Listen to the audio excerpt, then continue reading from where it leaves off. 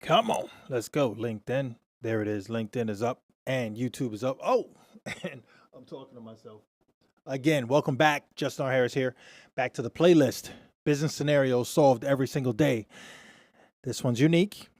We're talking about the public virtue, for the good of the public, if you will, and what your product brings to the public. It's an interesting conversation. It's not long. It's not elaborate. None of these are. I told you that, right? It's 3-4 minutes max, right? Okay, it's just to cover a great point. Get that golden egg from this conversation. Let's move on, right? So if you guys understand that, like, subscribe, follow. Just go to the description below. Get the book.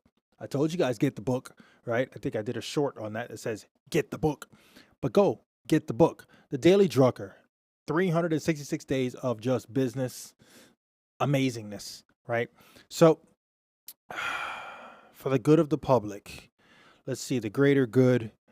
What's the best way to explain this?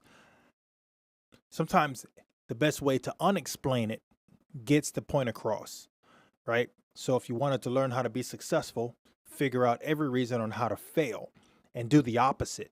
Right? So this is exactly the same comment here where, okay, so in this point, for the good of the public, right? So what services, let's reverse this, right? Let's reverse engineer this conversation for a second. Applying that same analogy I just gave you guys, if you wanted to be successful, figure out every way on how to fail first, right? So in this case, right, what products or services has your business brought to the public that has failed or that will fail? That's the action point that Peter Drucker brings up here, right? Without getting into the delay of his story or example that he gives. Delay, I don't want to downplay it, but what I'm saying is okay, so what has your business done that has failed? What did you bring to the public that just was a horrible outcome, and why?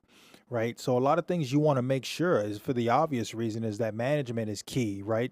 The knowledge you have on a product is optimum, right? You're unstumpable, right? And then that you are meeting the public's needs. Because if you're not meeting the public's needs, immediately you're failing, right? So if those are the 3 points that I brought up, are those the 3 points that you're failing? Are you failing on either one of those 3? And that's how you know that you have failed on that product, right? And you look back and you kind of reflect on that venture, right? Or that it will fail. And you're looking back and you're like, you know what?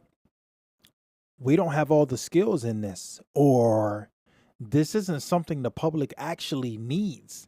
We think it's a great deal. We think it's a great sales point, but it's not about what you think. It's what the public needs, right? And then the other, right? What did I say? Right? Your management skills. How are you managing this product?